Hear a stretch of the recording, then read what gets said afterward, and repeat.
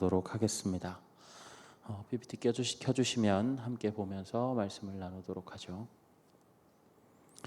네, 전 세계 IT 업계에서 1위를 차지하고 있는 구글이라고 하는 회사가 있습니다. 이 회사는 급여도 급여지만 직원 복지가 아주 뛰어나다라고 알려져 있기 때문에 전 세계의 청년들이 가장 가고 싶어하는 일자리 중에 하나죠.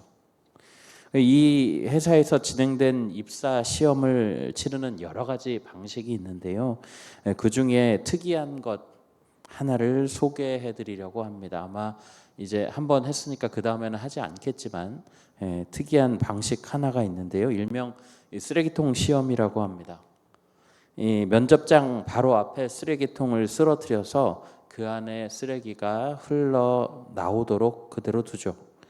그리고 안에서는 CCTV를 통해서 밖을 모니터링하게 됩니다. 면접자가 들어오면서 쓰레기를 치우는지 아니면 보고도 그냥 들어오는지를 확인하는 거죠. 그리고 그것을 통해서 그 사람의 인성을 확인한다는 것입니다. 라젤로 구글 본사 부사장의 말인데요. 누군가 하겠지 하고 지나치는 사람보다는 그것을 주워 쓰레기통에 넣을 수 있는 사람이어야 회사에도 도움이 된다. 보는 사람이 없더라도 그 일을 통하여서 나의 어떤 인지도나 나의 명망이나 이런 것들이 높아지지 않아도 그 일을 하고자 하는 마음이 있는지를 살펴보는 그런 시험인데요. 이것을 보면 세상 사람들도 이 도덕적인 관념과 기준 여하에 따라서 사람을 평가한다라고 하는 사실을 우리가 확인할 수 있습니다. 참 그것을 보면서 많은 생각을 하게 하는 그런 실험이었는데요. 우리 그리스도인들에게는 이런 부분들이 어떻게 적용될 수 있을까요? 우리 오늘 본문 말씀은 이 역대기의 첫 번째 책입니다. 역대상이고요. 이 역대기는 이름에서부터 우리가 알 수 있듯이 성경의 이 장르를 구분할 때에 역사를 기록했던 이 역사서의 범주에 들어가는 책입니다. 그리고 이 히브리어 성경에 보면 이 히브리어로 이 역대기의 이름이 뭐라고 되어 있냐면 그 날들의 사건들이라고 하는 그런 이름을 담고 있습니다. 이 히브리어 성경에는 원래 이 역대상하가 이 하나의 두루마리로 적혀 있는 한 권이었는데요. 이 분량 때문에 헬라어 번역 성경부터는 상권과 하권으로 나뉘어서 지금 우리가 보고 있는 것처럼 역대상, 역대하로 이렇게 나뉘게 되었죠. 우리가 지금 보고 있는 본문 역대상의 내용은 크게 세 가지로 나누어집니다. 첫 번째는 1장부터 9장까지 이 아담으로부터 내려오는 족보 이야기를 담고 있는데요. 여러분 혹시 잠이 안 오신다면 이 부분을 읽어보실 것을 추천드립니다. 이름이 굉장히 어렵고 내용도 길기 때문에 성경의 수면제라고 하는 이 별명이 붙어 있는 부분입니다. 두 번째 부분은 이 다윗과 이 솔로몬의 통치에 대한 이야기가 나오고요. 그리고 세 번째 부분은 이 남유다 왕들의 어떤 통치 이런 내용들이 담겨 있습니다. 이 역대기는 율법학자인 이 에스라의 저작인 것으로 알려져 있는데 그는 하나님은 지금도 이스라엘 백성들에게 사랑과 관심을 가지고 계신가라고 하는 질문에 대한 답으로 이 역대기의 내용을 제시합니다. 기록 시기가 이제 이스라엘 백성들이 포로로 끌려갔던 때로 짐작이 되고 있는데요. 그렇게 포로로 끌려간 이스라엘 백성들의 이스라엘 백성들이 이제 그대로 멸망할 것이냐 아니면 하나님께서 여전히 관심을 가지고 계시기 때문에 다시 살아날 것이냐에 대한 관심이 굉장히 컸던 때였는데 비록 이스라엘 백성들이 끌려가긴 했지만 그들이 아담의 후손으로서 하나님이 지으신 백성의 혈통을 가지고 있고 또 통일 왕국의 분열 이후에는 하나님의 또 새 언약을 받은 다윗의 후손이기 때문에 언젠가는 하나님께서 다시 일으키실 것이다라고 하는 그 희망의 메시지를 전하고 있습니다. 오늘 본문을 보면 그 중에서 다윗이 통치하던 그 시기에 있었던 한 집안에 대해서 조명하고 있는 것을 확인할 수가 있습니다. 사실 오늘 본문을 읽는 것만으로는 이 내용을 정확하게 파악할 수가 없어서요. 저희가 배경을 좀 살펴볼 것인데 그 전에 배경을 살펴보기 전에 뇌리에 이 오벳 에돔이라고 하는 이름을 새겨놓고 이야기를 들으시면 한결 이해가 편하실 것 같습니다. 그럼 우리가 시계를 돌려서 이 엘리 제사장의 때로 한번 가보도록 하죠. 이 엘리 제사장은요, 이 이스라엘이 최초의 왕인 사울을 뽑기 이전에 제사장이었던 인물이었습니다. 성경을 보면 엘리 제사장 때에는 여호와의 말씀이 희귀했다라고 기록하고 있습니다. 그런데 여러분 이상한 일이죠. 하나님을 왕으로 모시고 모든 일에 여호와의 명령과 음성을 따랐을 그 시기에 하나님의 말씀이 희귀했다라는 말은 그 당시의 삶에서 백성들의 삶에서 하나님의 말씀을 떠나 있었다라고 하는 그런 증거가 되는 것입니다. 쉽게 말하면 지금 하나님과 이스라엘 백성의 사이가 좋지 않았다라는 그런 증거라는 것이죠.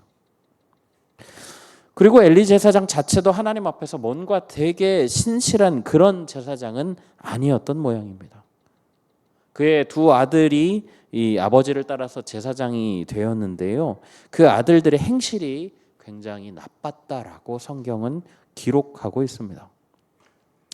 아버지는 아들들의 행실을 말로 말려보지만 아들들이 말을 듣지 않고 하나님께서는 이 아들들의 죄와 또 이들을 바로잡지 못한 이 아버지 엘리 제사장의 죄를 묶어서 그 집안을 심판하시기로 합니다. 어느 날 이웃 블레셋과의 전쟁이 터지게 되는데 하나님의 그 언약궤를 메고 전쟁에 나갔던 엘리 제사장의 두 아들이 죽게 됩니다. 그리고 가지고 나갔던 이 언약궤를 블레셋에 뺏겨버리고 말죠. 여기서 잠깐요. 언약궤라고 하는 것이 무엇인지 모르시는 분이 계실 것 같아서 제가 부연 설명을 좀 드리면요. 하나님께서 모세에게 명령하셔서 이 십계명의 두 돌판을 담았던 이 궤를 말합니다. 이스라엘 백성들이 출애굽한 이후에 광야를 헤맬 때 하나님께서는 자신이 백성들 가운데 거하신다라고 하는 상징으로 이 언약궤를 허락하시죠. 모든 이동 중에 이 언약궤가 가장 먼저 가게 되고요. 그리고 이 멈추고 진칠 때에는 그 한가운데에 이 언약궤가 있었습니다. 그러니까 전쟁에 이 언약궤를 들고 나갔다라고 하는 것은 하나님이 함께 하신다라는 것을 상징하는 것이고 그 하나님이 함께 하시기 때문에 그 전쟁은 이길 수밖에 없다라고 하는 것이죠. 그러나 이미 하나님은 엘리 제사장의 그 두 아들을 벌하기로 하셨기 때문에 그들이 들고 간 언약궤는 아무런 소용이 없었습니다. 블레셋 사람들은 언약궤를 전리품 삼아서 자신들의 신인 다곤의 신전에 가져다 두었죠. 그런데 그곳에서 다곤 신상의 목이 부러지고 백성들이 이 독종에 걸리게 되는 사건이 일어납니다. 이렇게 하자 두려워하면서 그곳에서 치우고 블레셋 땅 이곳저곳으로 이 언약궤를 옮기게 됩니다. 그렇게 7개월간을 옮겨 다니다 보니까 도저히 어떻게 할 수 있는 방법이 없는 거예요. 그래서 블레셋 사람들이 어떻게 했냐면요. 급기야 이 예물을 동봉해서 그 당시에 이 고대 근동에서는 이 부당하게 빼앗은 것들을 돌려줄 때에 예물을 추가해서 돌려주는 것이 예법이었습니다. 그래서 이 블레셋 사람들이 자신들이 이 잘못된 예물을 가져왔다, 잘못된 것들을 취했다라는 증거로 이 어떤 예물들을 동봉을 해서 이 소를 통해서 이스라엘로 이 언약궤를 돌려보냈던 것이죠. 이스라엘의 벳세메스라고 하는 지역에 이 언약궤가 이르렀습니다. 그러자 이 사람들이 이 언약궤를 보고 처음에는 굉장히 기뻐했었는데 이제 이 언약궤가 어떻게 생겼는지 그 안에 뭐가 있는지가 굉장히 궁금한 거예요. 그래서 그 안을 들여다 보려고 했다가 이 성경에 보면 가로치고 5만 그리고 겉으로는 70이라고 하는 숫자가 써 있는데 대부분의 학자들은 70명일 거라고 예상을 합니다. 이 70명의 사람이 떼죽음을 당하게 되는 사건이 발생합니다. 그래서 이 벳세메스 사람들이 기럇 여아림이라고 하는 지역에 있는 사람들에게 언약궤를 가져가라라고 이야기를 하거든요.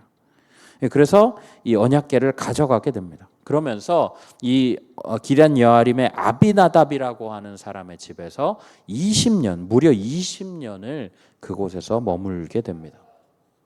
그리고 그 20년이 지난 뒤에 왕이 된 다윗이 언약궤를 다시 옮겨가려고, 그러니까 예루살렘으로 다시 옮겨가려고 했겠죠.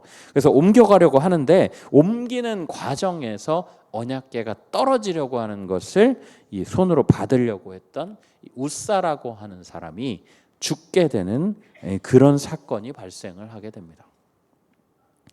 언약궤를 움직이려고 할 때에는 레위인들이 가야 하고요. 지정된 방법으로 옮겨야 합니다. 그런데 그렇지 않았기 때문에 또 이 레위인이 아닌 우사가 함부로 손을 대려고 했기 때문에 하나님의 진노가 우사에게 임해서 죽게 된 거죠.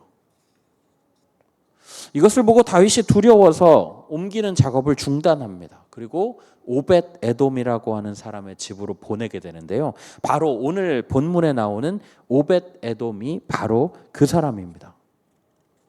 이 오벳 에돔이 자기 집에 3개월 동안 언약궤를 잘 모시고 있다가 다윗이 이제 두 번째로 용기를 내어서 옮기는 작업을 하는데 이 옮기는 작업을 통해서 언약궤가 예루살렘으로 다시 돌아오게 되는 것이죠.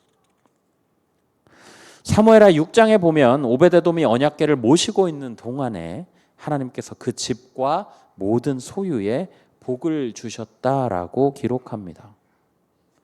과연 구체적으로 어떤 복을 받았을까요? 그 복의 결과를 우리 말씀을 통해서 함께 확인할 수 있는데요. 오늘 본문입니다. 오늘 26장 4절에서 8절 말씀 우리 이 시간에 함께 읽도록 하겠습니다.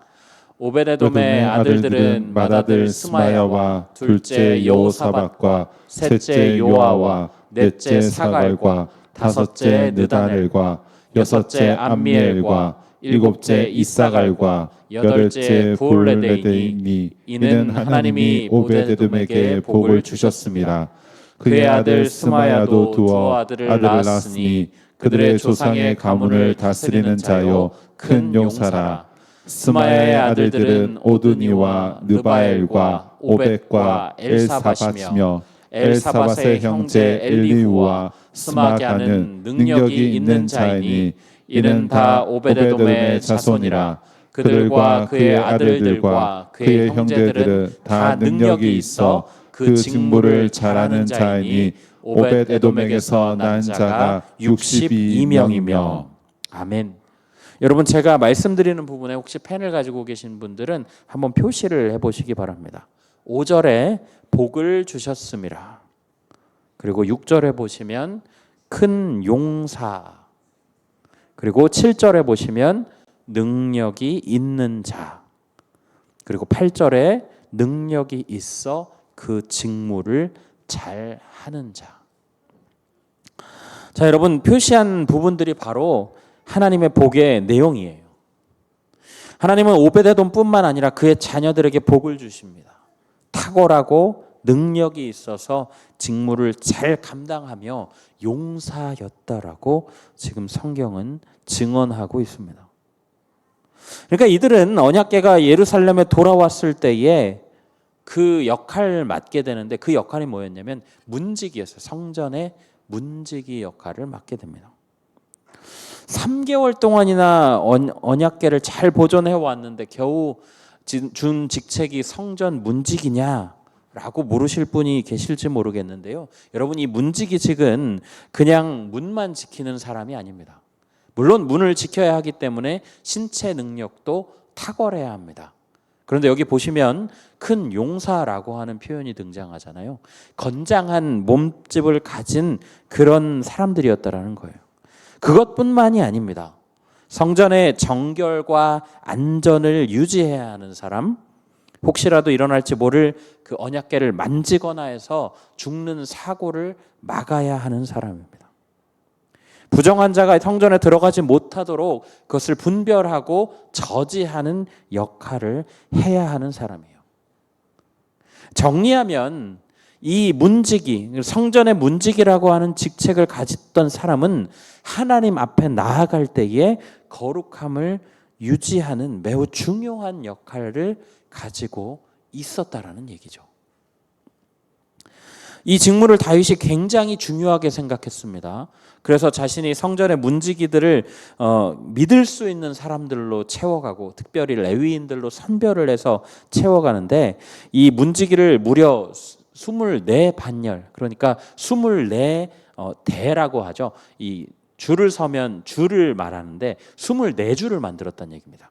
그런데 이 24줄 중에서 오벳 에돔과 그의 자손이 무려 13줄을 차지합니다. 그러니까 이 말은 무슨 얘기예요? 엄청나게 번성했다라는 이야기예요. 어느 집안도 이렇게 오벳 에돔의 집처럼 번성한 집안이 없습니다. 그렇다면 우리에게 궁금증이 생깁니다. 도대체 오벳 에돔은 어떻게 했길래 이런 복을 받았다는 것일까? 이 성경에 나온 기록을 보면 언약궤를 3개월 동안 자기 집에 안치했다라고 나옵니다. 사무엘 하 6장 9절에서 10절 말씀을 제가 새번역 성경으로 가져와 봤는데요. 제가 한번 읽어드리겠습니다. 그날 다윗은 이 일 때문에 주님이 무서워서 이래서야 내가 어떻게 주님의 궤를 내가 있는 곳으로 옮길 수 있겠는가 하였다. 그래서 다윗은 주님의 궤를 다윗 성으로 옮기지 않고 가드 사람 오벳 에돔의 집으로 치러 가게 하였다. 이 말씀은 우사가 죽은 직후에 있었던 일입니다. 하나님과 친밀한 관계를 유지했었던 그 하나님의 마음에 합한 자라고 하는 별명을 가지고 있었던 그 다윗조차도 지금 언약궤에 대해서 두려운 마음을 가지고 있었다라는 거예요. 그래서 차선책으로 다윗성으로 자기 집으로 가져가시는 대신에 차선책으로 선택한 것이 뭐냐면 가드 사람인 오벳 에돔의 집에 갖다 놓는 것입니다. 여기서 이제 가드라고 하는 지명에 대해서 논란이 좀 있습니다. 왜냐하면 가드라고 하는 것은 일반적으로 우리 학자들이 이야기를 할 때 이 블레셋의 주요 도시 중에 하나인 가드일 것이다라고 생각하는 사람들이 많이 있거든요. 그러나 오벳에돔이 이 레위인만 할 수 있는 문지기 역할에 발탁된 것으로 봐서 이 오벳에돔이 레위인이다. 그리고 이 가드라고 하는 표현 역시도 레위인이 모여 살았던 가드 림몬이라고 하는 도시를 가리키는 것이다라고 이야기하는 학자들도 있습니다. 어찌되었든 간에 이 오벳에돔이 당시 다윗 왕을 포함해서 모두에게 기피 대상이었던 이 언약궤를 자신의 집으로 가져가는 놀라운 헌신을 보여준다라는 거예요. 하나님의 마음에 합한 자라고 하는 별명을 가진 다윗조차도 자신의 생명을 빼앗길까 봐 두려워하는 그 언약궤를 물론 아주 기뻐하는 마음으로 자신의 집에 들이지는 않았겠지만 어쨌든 자기 집에 들이는 일에 동의를 했다라는 거죠.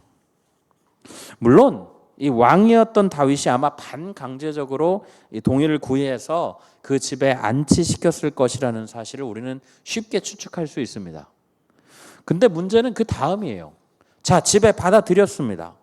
오벳에돔의 집에 안치를 시켰는데 거기까지는 어쩔 수 없이 동의했다 하더라도 만약에 언약궤를 그냥 방치했더라면 오벳에돔의 집에 복을 하나님께서 주셨을까요?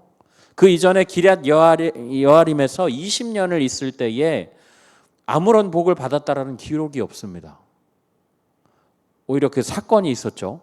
그러니까 이 복을 받았다라고 하는 것에 대한 근거를 우리가 좀 찾아볼 수 있다는 것입니다.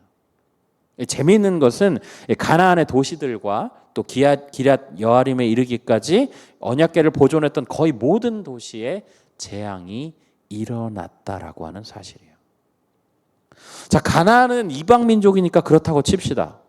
그런데 자신의 욕심과 호기심 때문에 기럇 여아림에서 하나님의 괴를 보려고 했던 그 이스라엘 백성들이 떼죽음을 당했다라고 하는 사실을 우리가 좀 상기시킨다라고 한다면 이 오벳 에돔의 행동이 뭔가 이들과는 달랐다라고 볼 수 있습니다. 그리고 그 모습이 뭔가 하나님을 기쁘시게 했기 때문에 그 집과 자손들에게까지 이렇게 복을 내려 주셨다라고 보는 것이 합리적인 판단인 것이죠.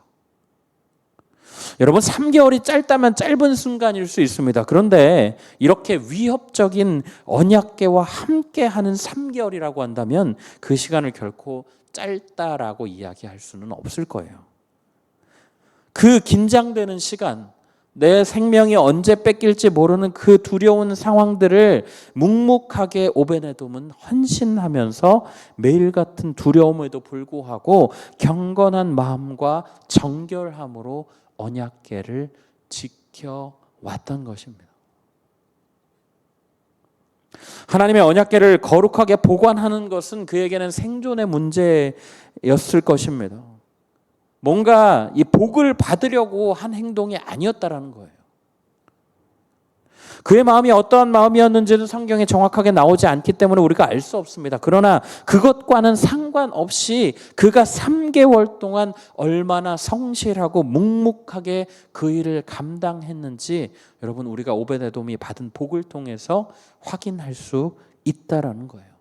여러분, 그렇게 굳어 보이는 일, 빛나지 않는 일, 잘못하면 나에게 피해가 올 수도 있는 일, 그러나 누군가는 해야 하는 일, 여러분, 그 일을 감당하는 사람에게 하나님이 복을 내리신다라는 거예요.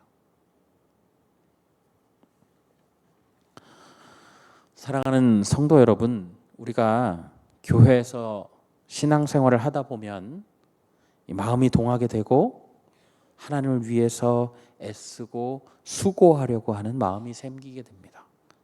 그렇게 해서 섬기게 되죠. 어떤 섬김은 사람들에게 주목을 받고 화려하고 영광스러운 일들이죠. 이런 일들은 모든 사람이 열망합니다. 나도 그런 일을 했으면, 나도 그런 일에 참여했으면 좋겠다. 많은 사람들이 선호하고 열망하는 일이죠. 그런데 또 어떤 섬김은 눈에 보이지 않습니다. 해도 티가 잘 안 납니다. 기억에도 남지 않습니다. 잘하면 다행인데 잘못하면 욕을 먹는 그런 섬김입니다. 사실 이런 섬김을 감당하는 것이 참 어려운 일이죠. 물론 그렇다고 화려하지 않은 섬김만 하라라는 말은 아닙니다. 그런 섬김들은 사람들의 칭찬을 받잖아요. 오래 기억도 됩니다. 그러나 여러분, 보이지 않는 곳에서 섬기시는 분들의 섬김은 하나님께서 기억하십니다. 하나님은 절대로 그런 수고들을 잊지 않으시고 반드시 갚아주신다는 거예요.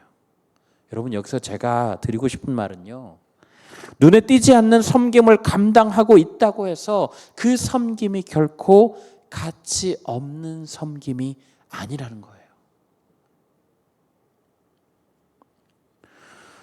우리 교회도 보면 눈에 보이지 않는 섬김을 실천하고 계신 분들이 계십니다. 지금도 계시지만 예배 때 방송실에서 수고하시는 분들, 주차 봉사로 헌신하시는 분들, 예배를 위해서 중보기도 하시는 분들, 또 맛있는 식사를 위해서 주방에서 수고하시는 분들, 현수막을 디자인하시고 또 영상을 편집해 주시는 분들, 제가 일일이 다 열거할 수는 없지만 그 외에도 눈에 띄지는 않지만 반드시 필요하고 누군가는 해야 하는 그런 수고들을 해주시는 분들이 참 많이 계십니다. 우리가 그 목록을 다 모른다 할지라도, 어떤 수고를 해주시는지 정확하게 알지 못한다 할지라도, 여러분, 그분이 아낌없이 시간과 물질을 투자하고 헌신하셨던 그 수고를 하나님께서는 분명히 알고 계시다라는 거예요. 그리고 하나님께서 이 오베데돔과 그의 자녀들 대대로 복을 주신 것처럼 하나님께서 친히 복으로 갚아 주신다라는 겁니다. 바라기는 우리 모든 성도님들이 화려하고 남들 눈에 띄는 일이건 눈에 보이지 않고 손해를 감수해야 하는 그런 굳은 일이건 마음을 다해 헌신하셔서 하나님의 기억에 남으시는 성도님들 되시기 바랍니다. 여러분, 그래서 하나님께서 복 주기를 원하시고 또 그 복을 실제로 내려주시고 나보다 나의 자녀들에 더 귀한 복을 누리게 되는 그런 성도님들의 삶이 다 되시기를 예수님의 이름으로 간절히 부탁드립니다. 아멘. 우리 이 시간에 함께 말씀을 생각하시면서 찬양하실 텐데요. 너 어디 가든지 순종하라. 우리 찬양 함께 하나님 앞에 드리겠습니다.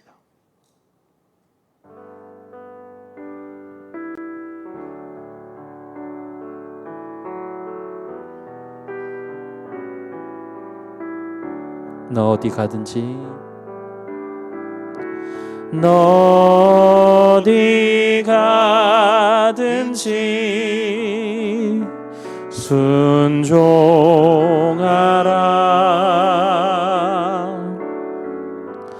너 어디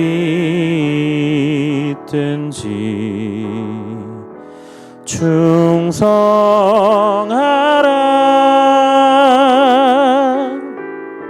주 너의 하나님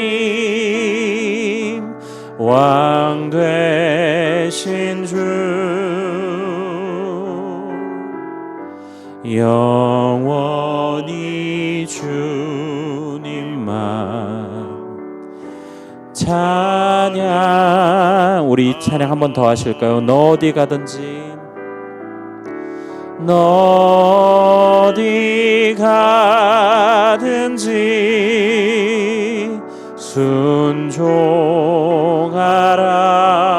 순종하라. 너 어디 있든지 충성하라. 주 너의 하나님 왕 되신 주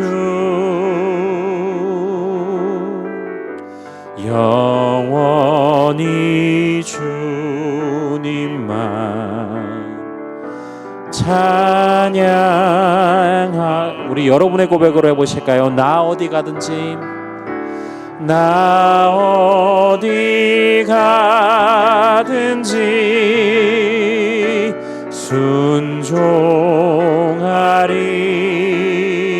순종하리.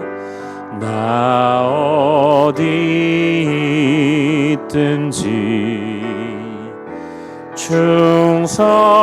충성하리. 주 나의 하나님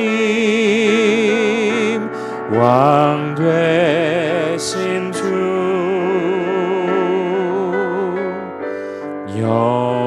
영원히 주님만 찬양하라.